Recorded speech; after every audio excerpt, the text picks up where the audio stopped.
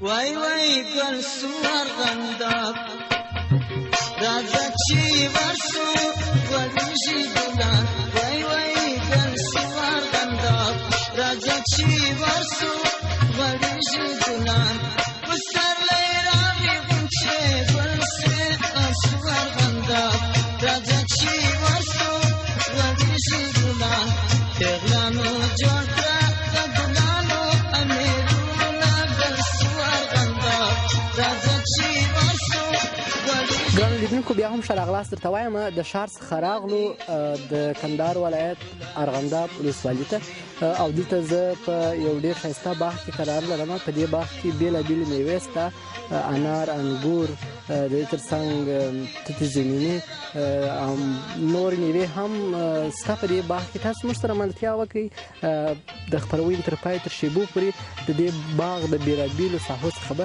لیدنه وکړو.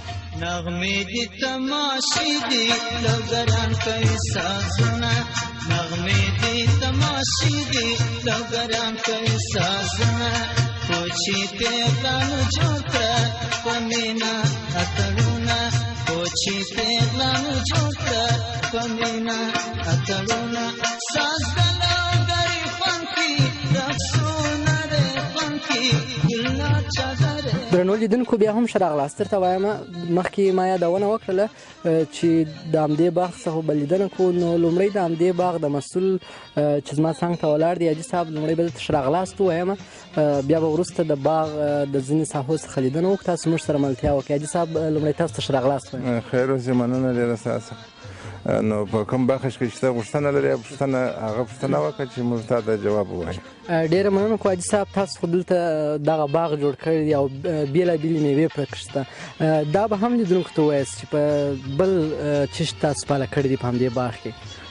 نو دا داسې باغ و چې دا پخوا ځنګل و او دلته نلان و او دلته حیوانان هم نه سوای تللی، خو بیا په ډېر هغه زیار باندې اوس په دې کې هره میوه شته، هم سیبان شته، همدارنګه مېوې چې شته هغه لري، انګور لري، انار لري، مختلف نوي شیان. زه خپله شوقي د دې شیانو یم، راوړم یې چې یو څوک راسي د بیابانه راسي که د دې په داخل کې هغه یې ویني هر چا بس دا ویلي چې دا ښایسته ځای دی او زموږ خوښ شو. که زما خپل باغ دی زما خوښ دی، د نورو خلکو در ما هم خوښېږي، هم که د ورځې راغلي که د شپې راغلي هم ښه خوند ورکوي، هم یې ساحه پراخه ده، هم ښه په موقعیت کې دی. د بابا صاحب د زیارت لاندې د څلور ولي په مابینځ کې چې بیا نو هېڅ مشکل نشته چې څوک راسي ساه چې هم چېرېږي، هغه تبه یې سمیږي، ښه خونکه هوا لري، زراعتي ځای دی، داسې یو طبیعي ښکلا او هوا یې ده، نو د خلکو د خوښۍ وړ ګرځي.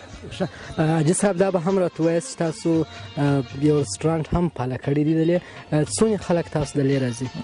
نو دلته سهار د 11 بجو څخه بیا خلک در ماخستن د شپې در 3 بجو در سهار پورې د جمعې په شپه ګرده که چا میلمانه راغلي راولي، که خپله د چا زړه تنګ شوی، دا زراعتي هوا ده او دا د باغ غوا هوا او د ښارو هوا فرق لري. د اوس د ډېرو خلکو زړه پر دې دی چې یو داسې خلاصې هوا ته ورسي چې هغه ښه تنفسي هوا یي، د ښاري هوا نه وي. نو اوس ډېر مینهوال لري دا ځای، هم ورته راځي، مازدیګر ډېرې، ماښام ډېرې، ماخستن ډېرې، د جمعې په ورځو په شپه موږ ځایولی نه شو په دا خپلو ساحو کې چې زموږ منځ کېږي او دلته موږ هر شی ورته برابر کړی دي. کبابونه لري څو رقم او چرګان شته رقم او مایان د تازه ورته ساتو، د هغسې یخچالونه وو، د هغسې اشپزخانې وو، د هغسې سامانونه مو ورته برابر کړي دي، د خلکو د خوښۍ وړ ګرځي.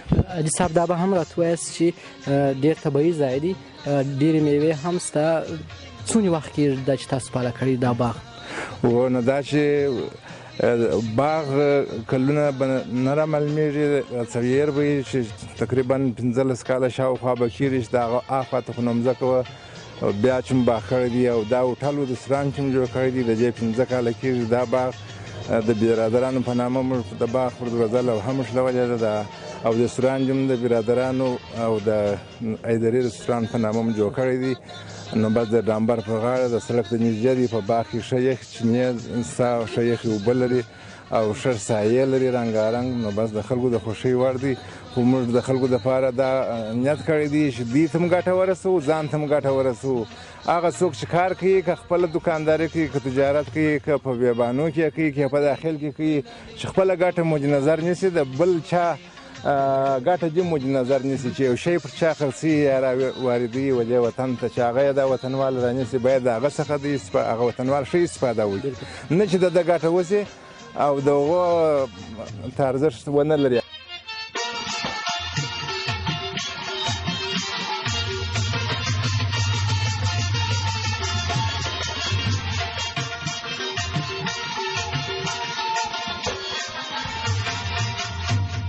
وای وای ګل سوار غنداب راځه چې ورسو ورشي ګلان وای وای ګل سوار غنداب راځه چې ورسو ورشي ګلان پسرلی راغی غونچې ګل سوار غنداب راځه چې ورسو ورشي ګلان پیغلانو جوړ کړه د ګلانو امیرونه ګل سوار غنداب راځه چې ورسو ورشي ګلان ګلالي ګلالي ګلالي سپین سپوږمۍ ګلالي ګلالي ناسا بنفشان ولورکینار تګو ګلګلزار تګو لالي اکوتي دا چې باغ ته را داخل شي جلا بیا موږ خونه جوړه کړې ده دا یو څه محفوظ ځای دی موږ دلته اوسېږو یا زموږ میلمه راځي نو دا هغه ساحه ده دغه یې سړک دی د باباس او ګمبد چې معلومېږي د دې ځای څخه ښه ښکلا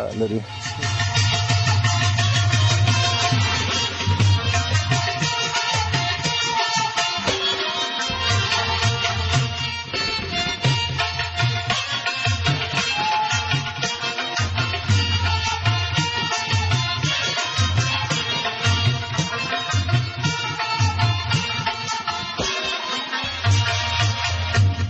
دا سیبان دي نو سیبان مې ایښي چې په مځکه مې بینډۍ کرلې دي چې هم یې سیب پکې غټ سي هم د دغه مځکې څخه استفاده وسي د بینډۍ څخه هم اصول لاسته راځي هم نال پکې غټېږي هغه وخت چیرېږي داسې پالتون نه چیرېږي یو استفاده د مځکې څخه مقصد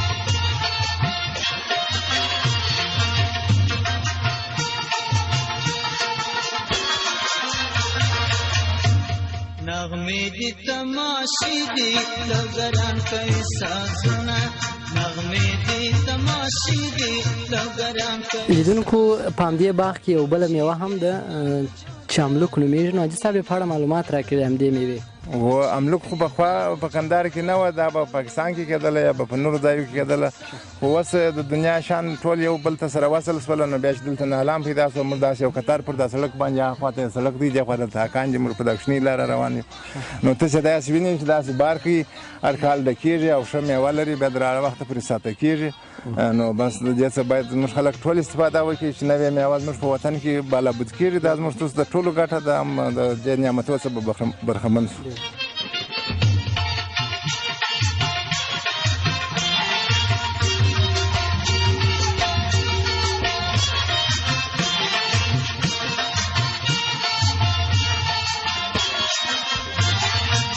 درنو لیدونکو بیا هم ښه راغلاست درته وایم د کندهار ولایت یو ډېره مشهوره میوه چې انار نومیږي د دې میوې اړوند به هم حاجي صاحب په دې خپل باغ کې چې راشنه کړي درختې نور بېلابېل میوې هم وې سیب انګور خو د دې انارو په اړه به هم معلومات راکړي مهرباني دې صاحب.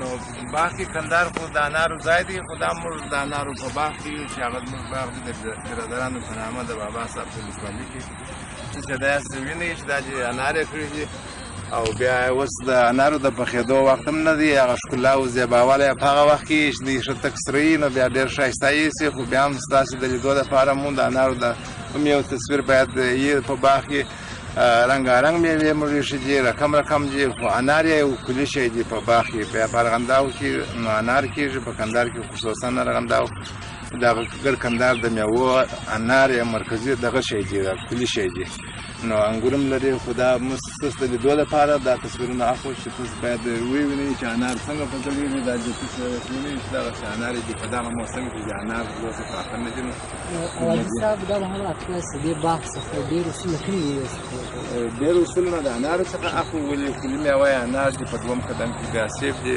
بیا رنګه میوه مار کم پکښې څو درختې دي په همدې باغ تقریبا څلور زره درختې ګډې وډې شاوخوا په دې باغ کې دي.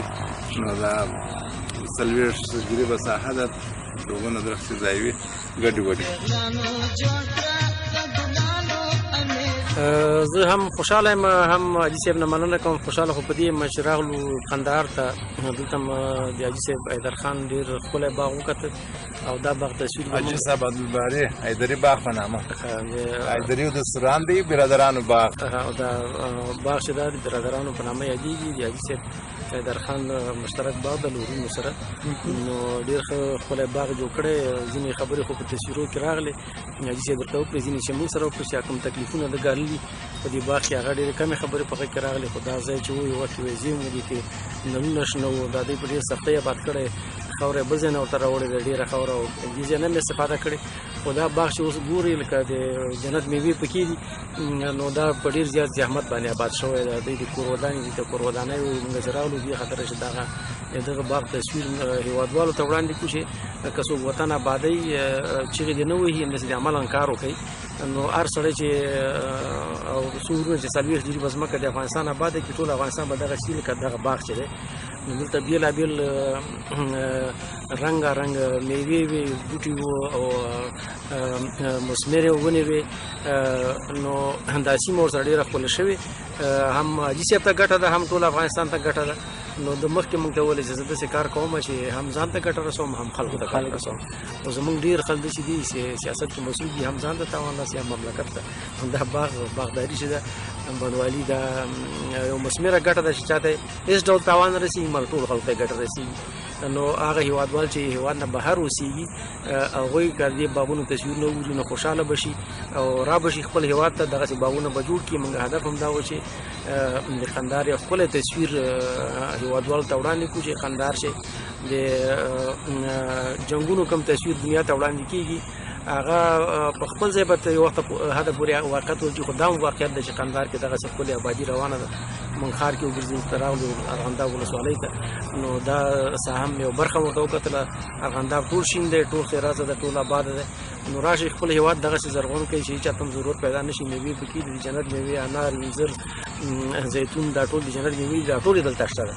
نو هر څوک دلته راشي دې باغ ته، نو یو خوږه خاطره به وي. چې درنه ډېره مننه کوو چې هم یې زموږ مېلمه پالنه وکړه، هم یې خپل وخت ضایع کړ او دلته موږ په دې باغ باندې وګورو. سره دې چې ډېره ګرمي وه، خو موږ د ګرمۍ سره سره دې نه ډېر خوند واخیست. دلته د جنت چینې هم بهېدلې، یخې اوبه وې، نو هغه هم دې باغ ته لا پسې ښکلا ورکړې ده. خدای وکړي چې ټول افغانستان دغسې باغ شي، دا وطن زموږ آباد شي. ډېره مننه حاجي صاحب نه ټول جشن ولشن منظرې دي په جوش و خروش د ګل غونچې دي، شعاب روان شپوارې دي، شعاب روان شپوارې دي.